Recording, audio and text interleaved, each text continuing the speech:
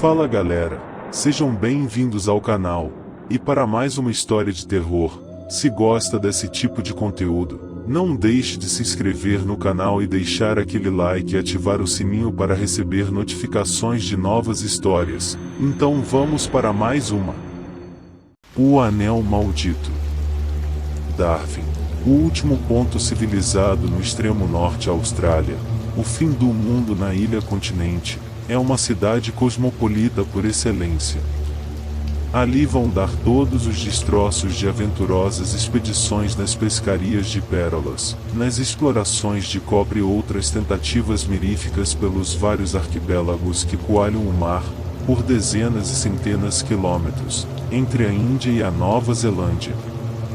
Ali se instalam, igualmente, como aranhas à espera da teia, todos os homens de coração seco e olhos sagazes, que, tendo algum capital e ausência de escrúpulos, escumam os destroços, como dizem cinicamente, em sua linguagem pitoresca, para significar que, por processos mais ou menos lícitos, arrancam aos recém-chegados ingênuos ou desanimados os últimos níqueis. Nesse dia, haviam chegado a Darwin dois viajantes que pareciam presas destinadas aos escumadores. Eram um homem e uma mulher, ambos moços e sólidos, embora esbeltos, com essa delicadeza de aspecto peculiar às raças do norte europeu, apuradas por muitos séculos de exercícios atléticos ao ar livre. De fato, os israelitas, mouros, indianos e chineses de Darwin, sempre à espreita de vítimas para lhes arrancar as últimas penas, tinham razão para observá-los com a complacência de caçadores felizes, porque não seria impróprio chamar a essas duas criaturas aventureiros.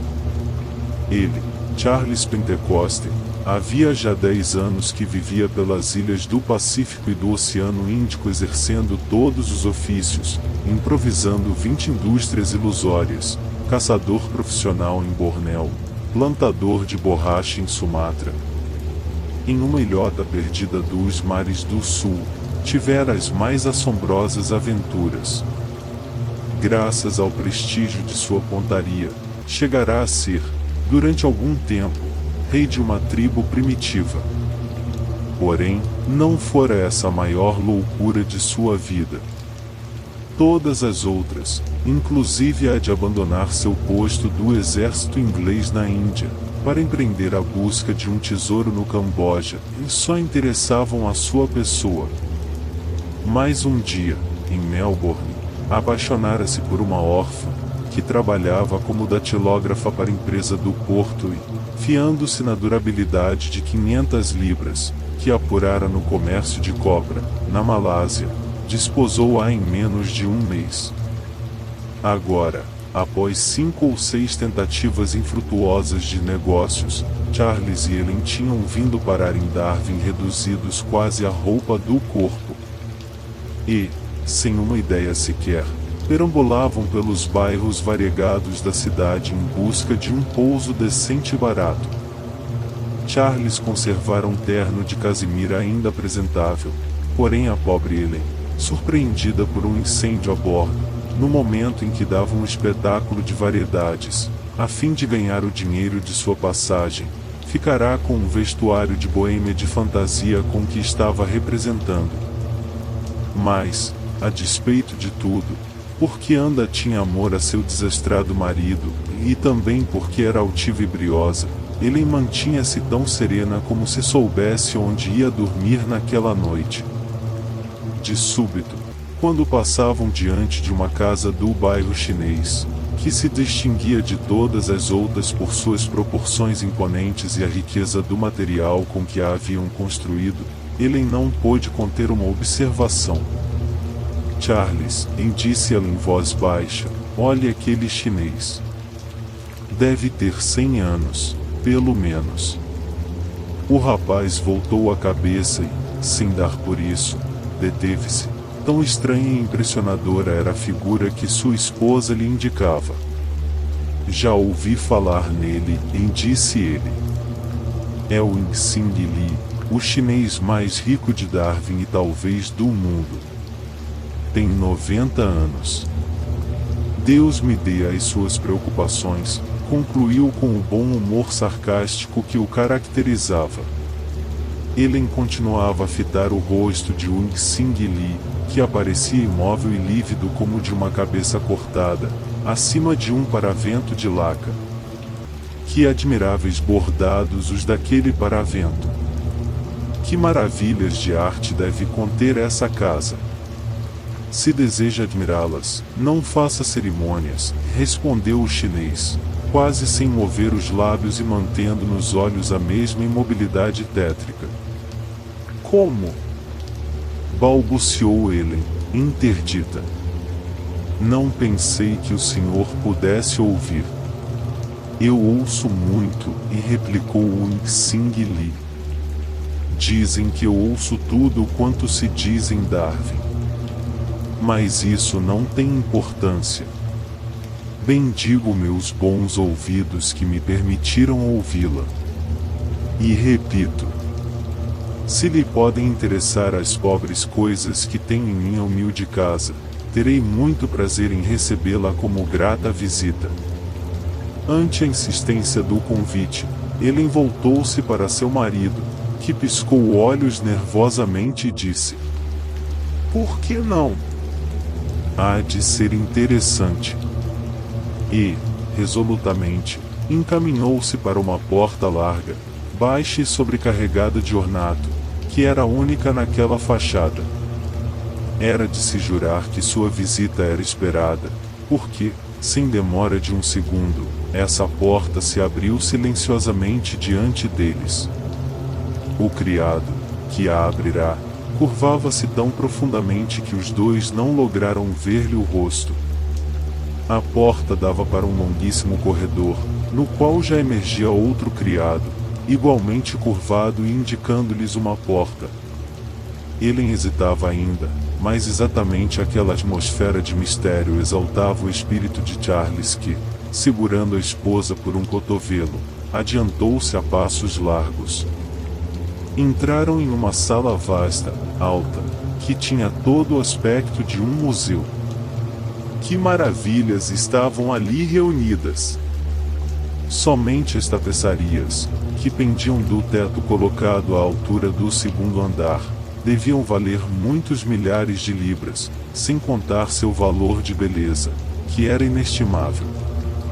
E ao longo das paredes, no meio da sala havia jarras, budas, vitrines cheias de porcelanas preciosas, esmaltes, bronzes. Charles não sabia para onde se voltar, atraído ao mesmo tempo por vários encantos. A própria Ellen estava deslumbrada.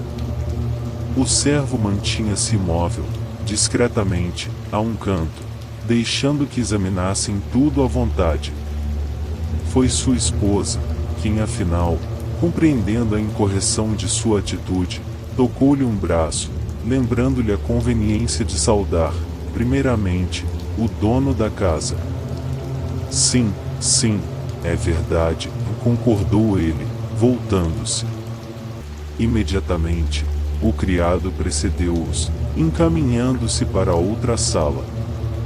Essa era de menores proporções, mas os objetos ali acumulados eram ainda mais escolhidos e valiosos.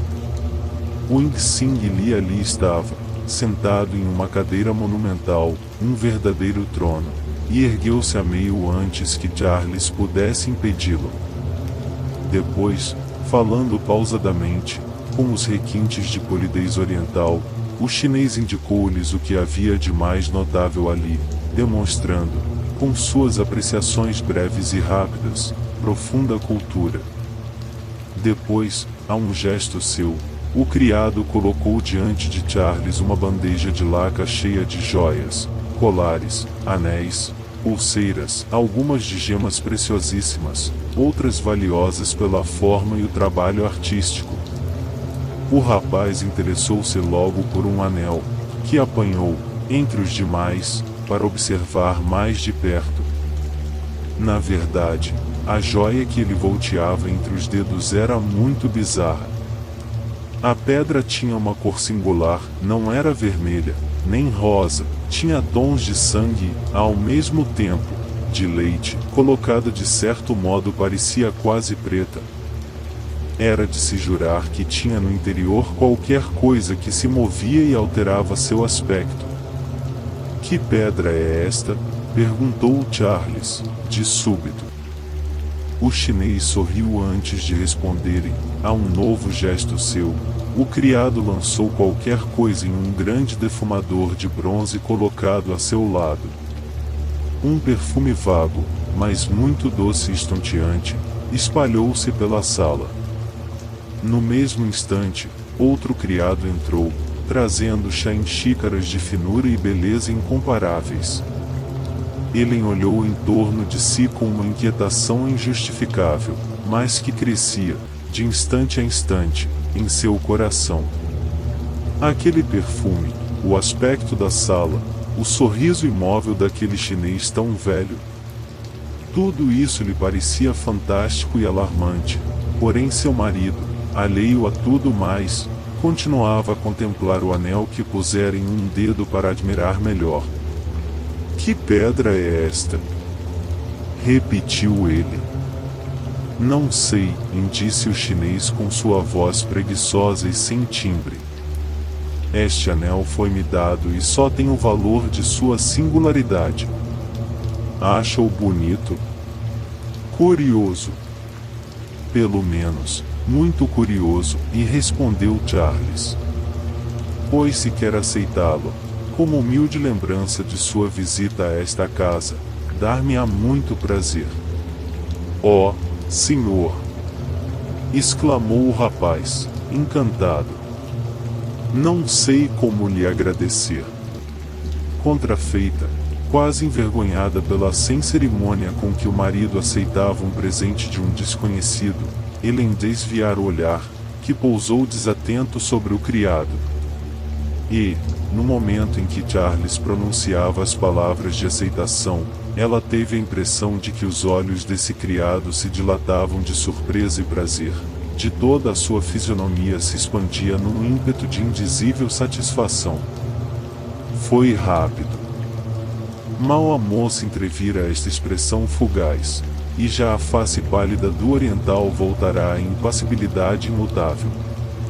Mas, voltando-se, ele sentiu a impressão estranha de que toda a sala se desanuviara. A fumaça do defumador dissipou-se. O perfume esvaiu-se. O próprio Win parecia-lhe agora mais moço, mais forte. Charles não parecia ter dado por essas inexplicáveis transformações. Já de pé, despedindo-se, repetindo agradecimentos, contemplava, com satisfação, seu dedo ornado com um anel de pedra cambiante. Quando voltaram à rua, era já quase noite. Recordando mais uma vez que só dispunha de 2,5 libras, o rapaz acabou por se decidir quanto ao pouso, escolhendo um hotel modesto, mas asseado, que ficava pouco adiante da casa de Wing Sing Lee. Esse hotel, que lhe fora recomendado a bordo, era dirigido por um chinês idoso chamado Hop Chon, que passava por ser excelente cozinheiro e negociante honesto. Segundo as informações, poderiam passar aí uma semana com 1,5 libras. Ora, em uma semana. E a imaginação de Charles entrou a galopar, cavalgando planos e sonhos magníficos. Entrando no hotel, quando foi assinar o livro de registro, ele próprio notou que os 2 chineses de serviço na portaria tiveram verdadeiro sobressalto ao ver o anel que ostentava com vaidade quase infantil. Lisonjeado com isso, abriu bem a mão e fez a pedra misteriosa cintilar sob a lâmpada elétrica. Os chineses, desta vez, não se limitaram a manifestar surpresa, recuaram, mal disfarçando uma expressão que talvez fosse de susto ou de horror. Charles riu. Ellen, que já vinha preocupada, ficou ainda mais intrigada, inquieta, quase pressentindo um mistério que não saberia localizar, mas perturbava-a como uma ameaça. Tendo passado rapidamente pelo quarto, que lhes foi indicado para fazer um simulacro de toilette, vieram sentar-se a uma mesa pequena no restaurante do hotel. Ao que parece, os chineses da portaria já haviam falado a outros, porque, apenas o casal entrou no salão, todos os indivíduos orientais, que ali se achavam, começaram a observá-los e alguns cochicharam com animação. Ele, que tinha o ouvido fino, distinguiu entre o que diziam o nome de Wing-Sing Lee. Embora não tivesse almoçado nesse dia, a moça mal deu atenção ao jantar, absorta por aquela sequência de fatos tão anormais. Terminada a refeição, o velho hoteleiro veio até sua mesa perguntar-lhe se estavam satisfeitos. Com sua graça frágil e seus grandes olhos de criança, Helen tinha uma habilidade indiscutível para falar aos humildes, inspirando-lhes confiança. Depois de elogiar o hotel e seus serviços, lisonjeando o Chong, ela lhe perguntou, designando discretamente os demais chineses: "Que é o que eles estão dizendo sobre nós?" O velho hesitou um instante, porém a cândida doçura do olhar de Helen comoveu-o. Curvando-se mais ainda e baixando a voz, respondeu: "Eles dizem que Wing-Sing lhe deu o anel." Ah! Helen sentiu um baque no coração. Então seus pressentimentos não a tinham enganado. Estremeceu e murmurou: "Mas que tem esse anel?" Oh! Fez Hop com ele não bom. Senhor inglês não devia querer anel? E afastou-se, evidentemente para fugir a mais explicações. Charles, atento ao movimento da sala, ou renovando seus eternos projetos, não dera atenção a esse incidente. Engolida a beberagem indefinível, que lhe haviam servido com o nome de café, ergueu-se e caminhou para a sala vizinha, atraído irresistivelmente pelo ruído de fichas, que tinham para ele o poder de um ímã. Em outra qualquer ocasião, sua esposa teria tentado detê-lo, mas, agora, estava tão absorvida por seus próprios pensamentos que se contentou com a desculpa murmurada com displicência: "Assim como assim, vou arriscar meia libra. Se perder." Somente ao fim de uns 10 minutos, Helen se ergueu à ideia de que seria bom vigiar seu marido, impedir que ele se deixasse arrastar e jogasse até o último xelim. Foi encontrá-lo a uma mesa de pôquer, com 5 libras diante de si. E a sorte continuou a protegê-lo com tal persistência que, uma hora depois, o jogo terminava por falta de adversários. Todos os jogadores das outras mesas tinham vindo enfrentá-lo com igual desdita e Charles ganhará, em conjunto, 42 libras, tudo quanto havia a ganhar. "Que pena!" disse Charles, metendo no bolso as notas, as moedas. "Vir-me uma sorte destas num jogo tão fraco. Se isso me acontecesse numa boa roleta, mas quem sabe?" E arrepiou os cabelos com um gesto, que lhe era habitual quando o espírito de aventura começava a dominá-lo. "Não", disse Helen, tomada subitamente de uma energia rara. "Que?" perguntou ele admirado. "Pois não é que estou com sorte. É preciso aproveitá-la." "Não", bem repetiu Helen, tomando pela primeira vez um ar de resolução intratável. "Com sorte não se precisa de arriscar tanto dinheiro. Leve 10 libras e deixe o resto guardado comigo." Impressionado por essa teimosia e ansioso por sair em busca de um grande hotel onde houvesse roleta e jogo forte, Charles entregou 32 libras à esposa e saiu. Voltou ao amanhecer, extenuado e radiante. "Que sorte, meu amor! Nunca se viu uma coisa assim. Ganhei em tudo, no pôquer, no dado, no bacará, na roleta, e sem cessar. Era jogar e ganhar. Toda a gente estava assombrada, aninhada em torno de mim, de boca aberta. Fiz saltar a banca e trago aqui 520 libras. Mas que cara é essa?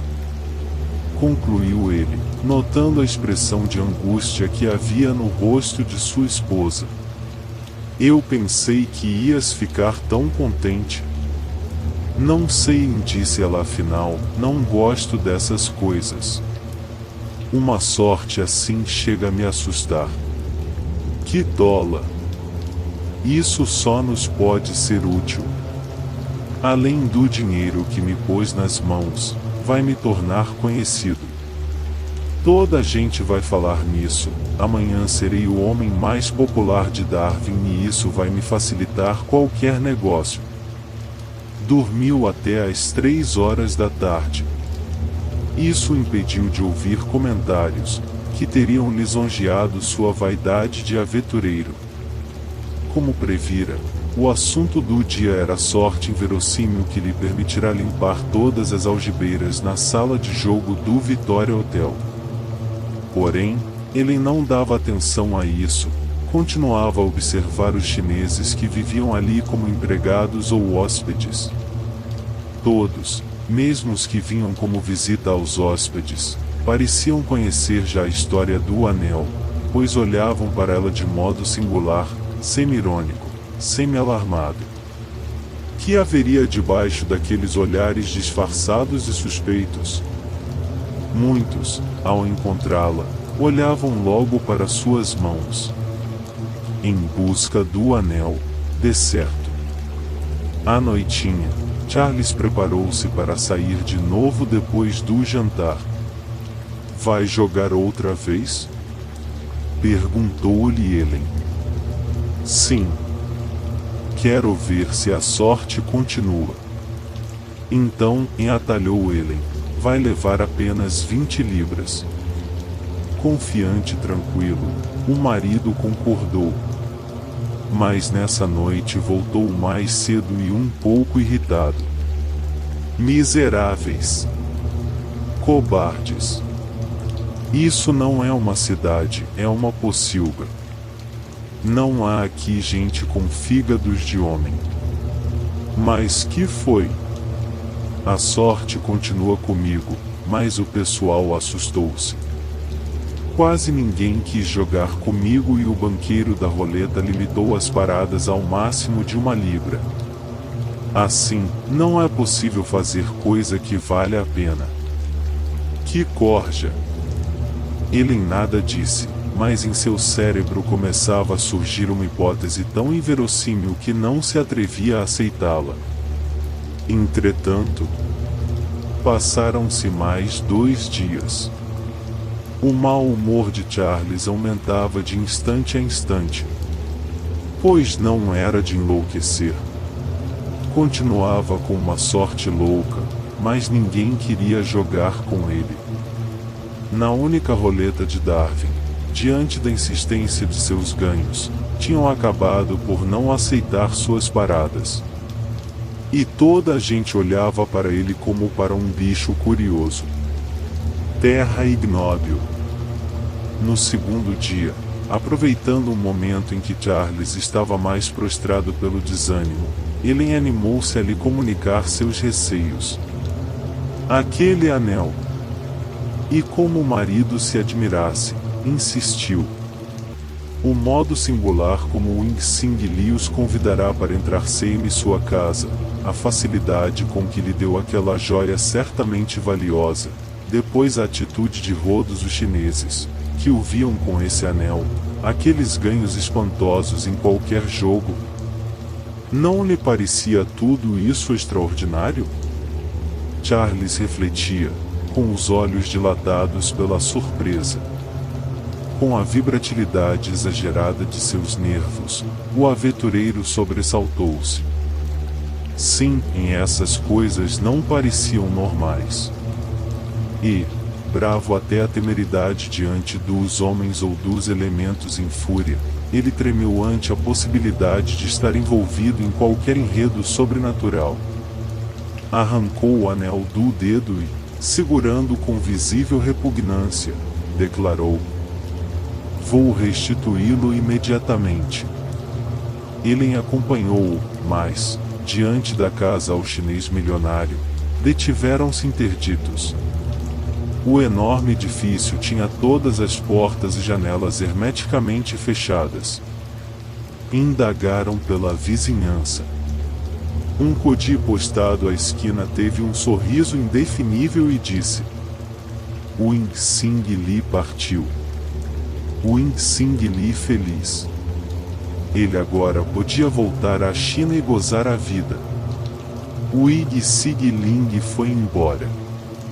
Charles empalideceu. Cada vez mais estranho. Voltaram para o hotel silenciosos e Charles, deixando-se cair sobre uma cadeira, ficou imóvel, a contemplar o anel, que, atirado sobre a mesa, parecia-lhe agora ter um fulgor diabólico. Ellen, porém, estava resolvida a tentar qualquer coisa. Ela recusará utilizar-se de um penny sequer do dinheiro ganho por seu marido no jogo, não comprará sequer uma peça de roupa para seu uso e isso causará evidentemente boa impressão sobre Rob Chong, levando-o a tratá-la com atenções especiais, quase com carinho. Isso encorajou-a a procurá-lo na cozinha e suplicar-lhe: "Sr. Chong, eu lhe peço pelo que de mais caro tiver neste mundo, diga-me o que há sobre aquele anel." O velho hoteleiro hesitou, mas havia no rosto de Ellen uma expressão de ansiedade tal que, apiedado, ele murmurou: "Eu não devia falar, mas... muito triste. Caso muito triste. Esse é o anel magenta, é muito antigo, mais de 1000 anos. Anel magenta maldito. Maldito. Dá dinheiro, todo dinheiro pessoa querer, mas maldito. Então meu marido deve pô-lo fora, atirá-lo ao mar, por exemplo." "Não, não," atalhou Rob Chong, estendendo as mãos num gesto de grande terror. "Não fazer isso. Quem destruir ou der sumiço ao anel magenta ficará com sua maldição para todo sempre. Ele, seus filhos, seus netos e os netos de seus netos. É preciso dar anel? Como o Wing Sing Li fez. Encontrar alguém queira anel." Quando ele contou essa estranha história a seu marido, viu empalidecer de tal modo que, assustada, tentou disfarçar seu próprio terror. "Oh, Charles! Mas isso não é possível. Está se vendo que é uma estúpida superstição de chineses. Em nosso tempo, não se admitem mais essas bruxarias." Porém, ele tremia. No fundo de sua alma, continuava a ser um inglês autêntico, em assuntos de religião, conservava a candura e temor dos crentes sinceros. A ideia de se ver envolvido em um caso de magia impressionava-o profundamente. Seu espírito exaltado debatia-se freneticamente diante desse mistério. Havia momentos em que tentava repeli-lo com desdém, mas lembrava-se da repugnância com que ele recusará aceitar fosse o que fosse do dinheiro ganho por ele depois que tinha o anel. Por instante, tinha a tentação de partir de Darwin e ir para Monte Carlo ou para Londres, para um lugar onde ninguém soubesse. Mas que adiantaria isso? Ele sabia e isso seria bastante para envenenar toda a sua existência. E não poder arrancar do dedo esse anel em atirá-lo ao longe. "A quanto monta tudo quanto temos hoje?" perguntou subitamente Ellen. "Mais ou menos 1000 libras. Dá-me 100. "Para quê?" perguntou Charles, surpreendido. "Tenho uma ideia." O rapaz estava tão abatido que não teve ânimo para discutir ou sequer indagar que ideia seria essa. Entregou o dinheiro pedido. Helen dirigiu-se ao melhor joalheiro da cidade, comprou um anel com um brilhante, grande e vistoso, e voltou trazendo-o ostensivamente no dedo. Entrou no hotel e tremeu de alegria, verificando que todos notavam a nova joia. Foi a seu quarto e disse ao marido: há no porto um navio que parte amanhã cedo para Sydney. Dê-me o anel chinês e vá comprar passagens para nós. Como? Perguntou ele, atônito. Que vai fazer com o anel? Creio que encontrei quem o queira. Não me pergunte coisa alguma. Confie em mim. Vá comprar as passagens. E saiu. Com passo rápido, resoluto, dirigiu-se ao extremo da cidade, ao bairro puramente chinês, o mais sórdido e sombrio de Darwin. Chegando ali, começou a perambular por aquele dédalo de vielas como se procurasse alguma coisa.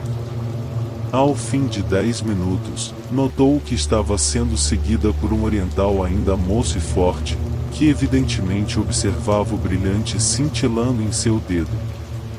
Tomando o ar mais ingênuo deste mundo, ela perguntou-lhe onde ficava um hotel de propriedade de um homem caolho.